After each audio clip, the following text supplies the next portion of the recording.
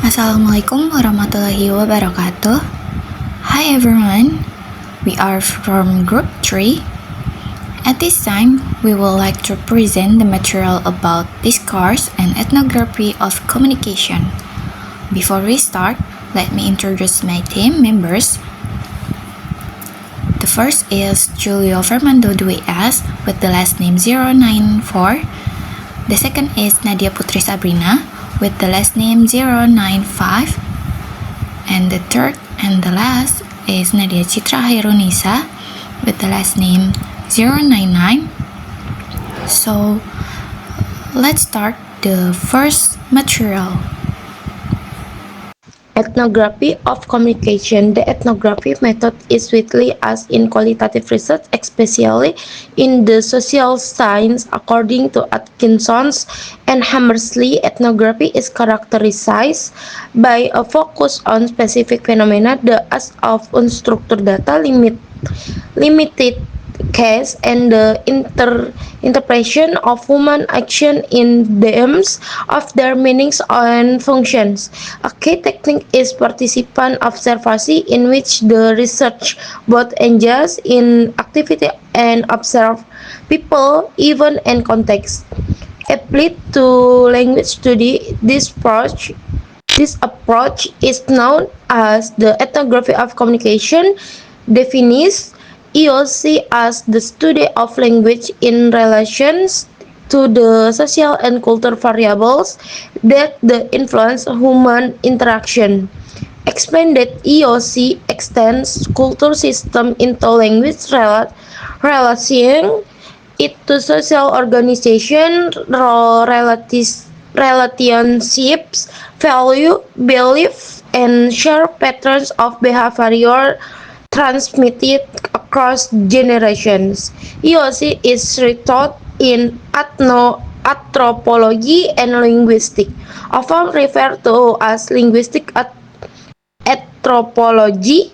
For anthropologists, communication is part of culture repetition for make sense of an interaction with the world.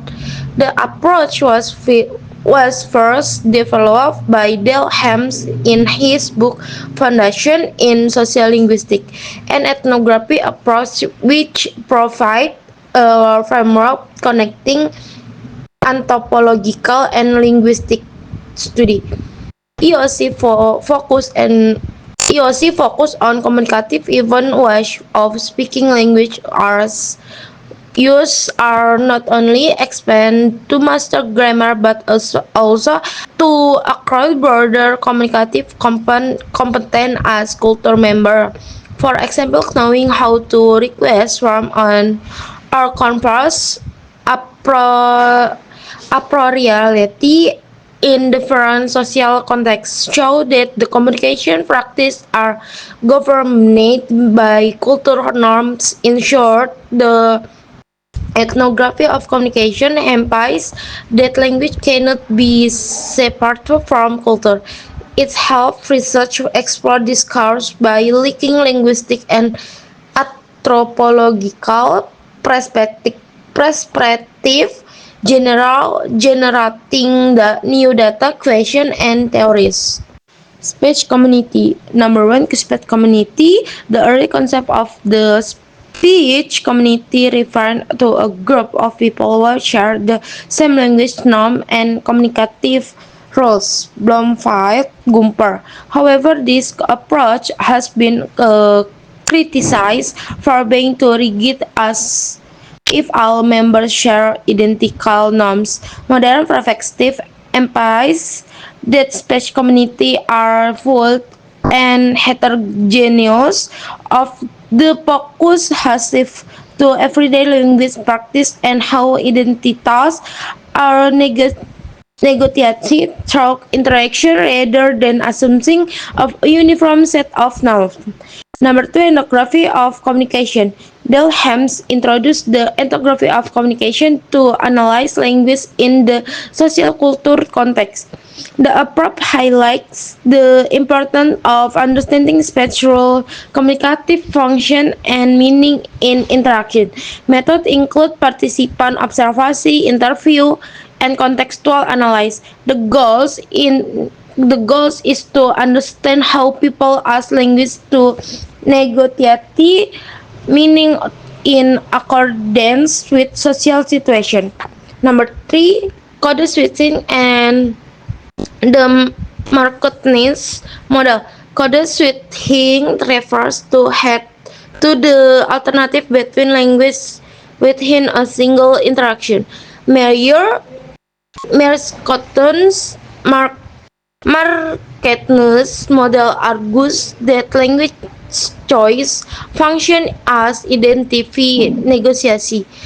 Unmarked choice reflects expected norms, while marked choice signal alternative identitas. Critics such as Our and Meus Blummer argue the model is too deterministic and overlooks contextual flexibility.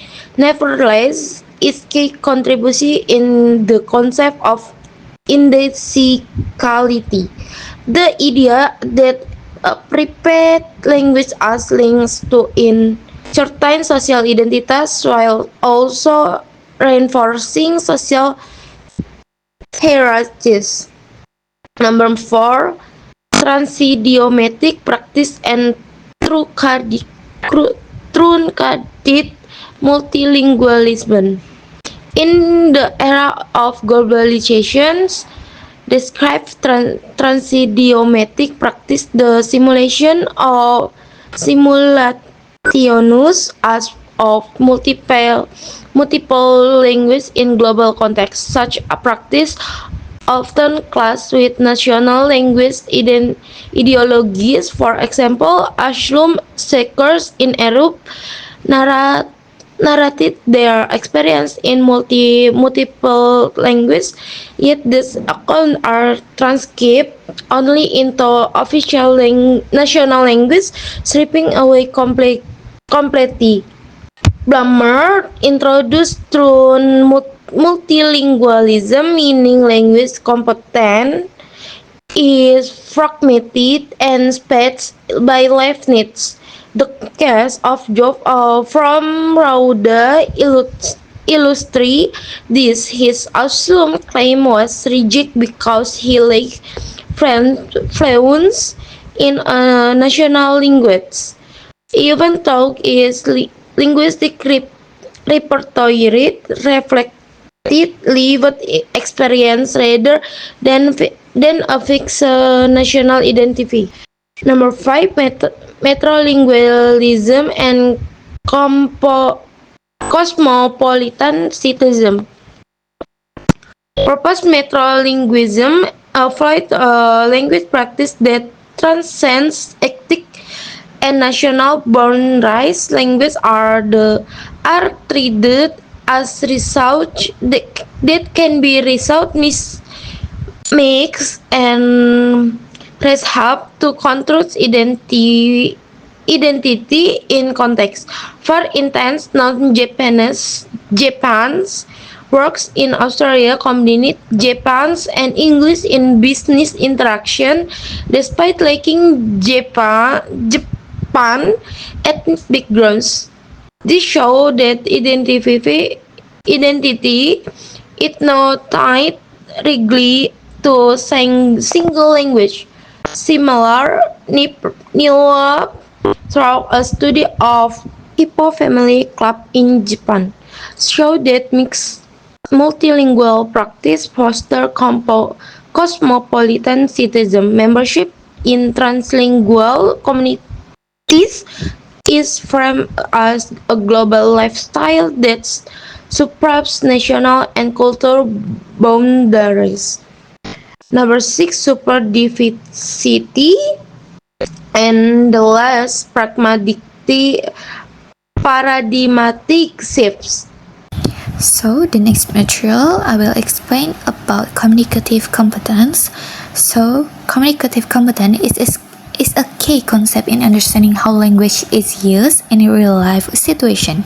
However, this concept was introduced the field of linguistics in the 1960s was dominated by Noam Chomsky's idea of linguistic competence, which he defined as an ideal speaker's perfect internal knowledge of grammar and structure.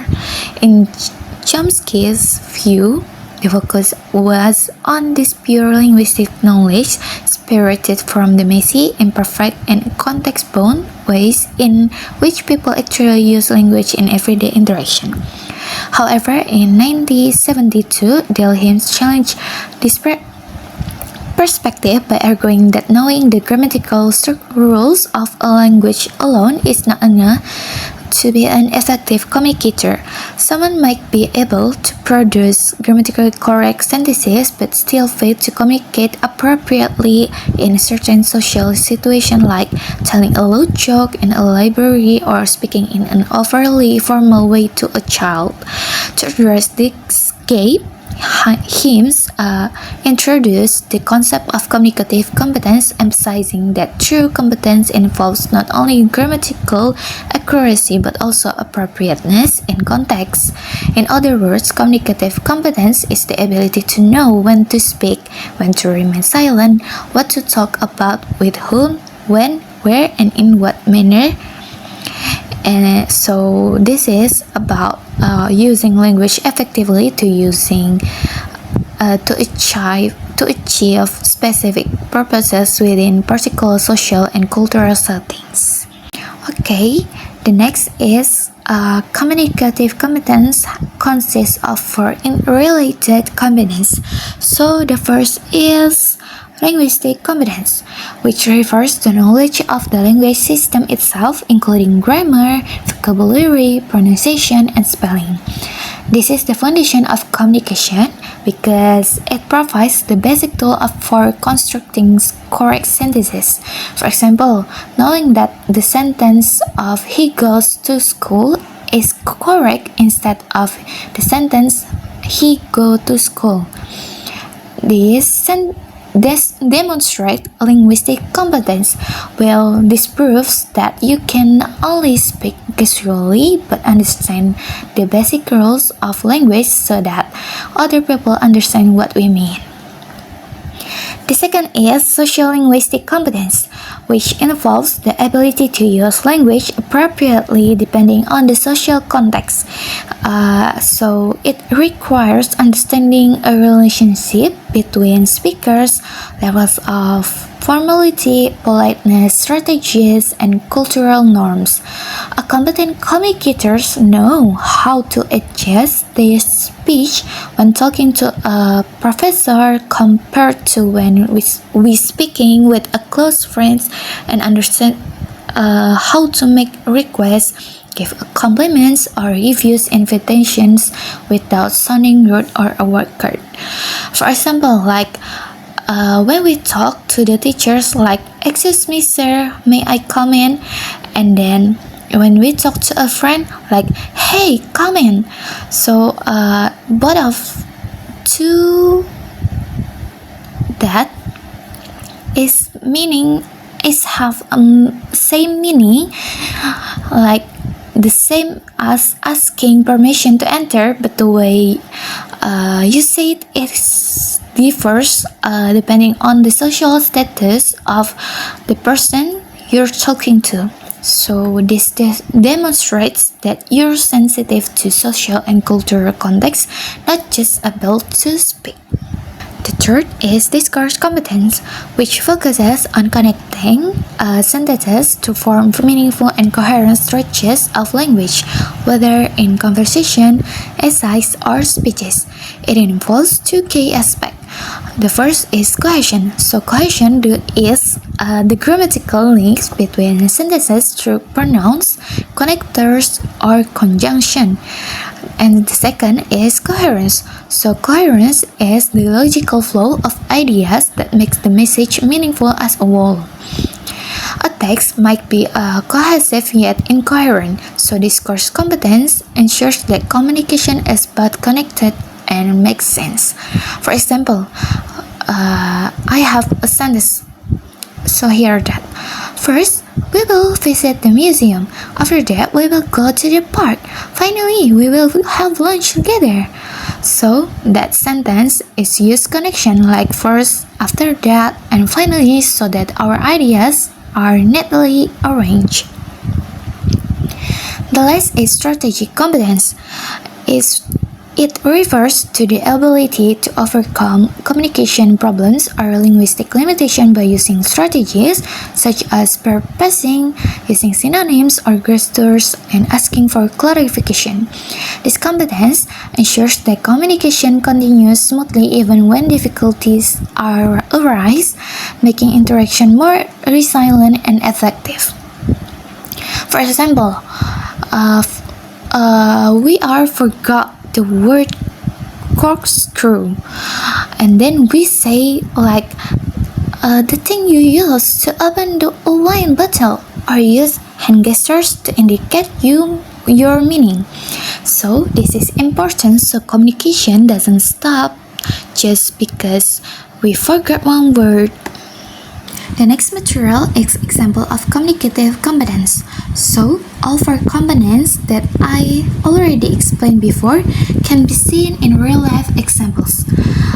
Like when we're speaking to a teacher, a student might say, "Good morning, Mr. John. I was wondering if you could help me with this assignment." So that sentence is linguistically is correct. In sociolinguistically, it shows politeness and respect through a formal greeting and indirect request. And in terms of the discourse, the message follows a clear structure from greeting to request. And strategically, the indirect purposing softens the demand, making it more polite. On the other hand, when talking to a friend, the student might say, "Hey dude, can you help me out with this thing?" So that sentences have a correct grammar, but the vocabulary and tone are casual, reflecting the equal informal relationship. The greeting like "Hi dude," "Hey dude," and the informal expression like "Help me out" show an understanding of the norms in friendly interaction. So, two examples in above is highlight that a communicatively competent person does not rely on a single way of speaking. Instead, they possess a wide range of linguistic styles and know exactly when and how to use them appropriately. Thus, communicative competence is not only about speaking correctly, but also about speaking appropriately and effectively in this diverse social context. Okay, the next material is speech event. A speech event is basically a structured communicative activity where language plays the main role in shaping meaning and interaction among people. The concept introduced by Del Himes in 1972 that highlights a speech event cannot be separated from the social and cultural context in which it occurs. Why? Because the rules, norms, and values of community directly influence how people use language in that situation. So, when we talk about speech event, it's not just about what is being said, but also where, when, how, and by whom it being said. So, the next material is example of speech event. In real life, speech events show up in all kinds of situations, each with its own goals, structure, and cultural rules. For example, the first is classroom discussion. So, classroom discussion are formal interaction between teachers and students with clear educational objectives. Usually, there's a structure, like the teacher asks question, student respond, and everything stays within academic topics. So then the next is wedding speeches. So wedding speeches is where people give congratulatory remarks, blessings, funny anecdote, and good wishes for the couple. These events are celebratory, emotional, and often lighthearted. The third is casual conversation. So actually, casual conversation is happen every day. Like when we in cafes, at home, or anywhere that informal. The rules of casual conversation is here are more relaxed, and people might interrupt or change topic easily. The next is job or media interviews. So basically, job or media interviews are quite the opposite. So because they're formal, goal-oriented, and follow a straight question and answer format. And the last is ceremonies and rituals. This is like church service or traditional celebration that use highly specific language and follow deeply or rooted cultural or religious practice. Now, why are these speech events important to study? So first is reflecting cultural norms and values. So speech events reflect the cultural principle and values of the society in which they take place. For example, in Japanese culture, the use of keigo or honorific language in work meetings shows respect for hierarchy and seniority. Conversely, in many Western cultures, casual greetings like "Hey, how is going?" are common, even between employees and superiors. Like that is reflecting values of equality and familiarity. By analyzing speech event, we can understand how communication styles reflect cultural priorities such as respect, solidarity, or individuality. The next is revealing social structure and power relation.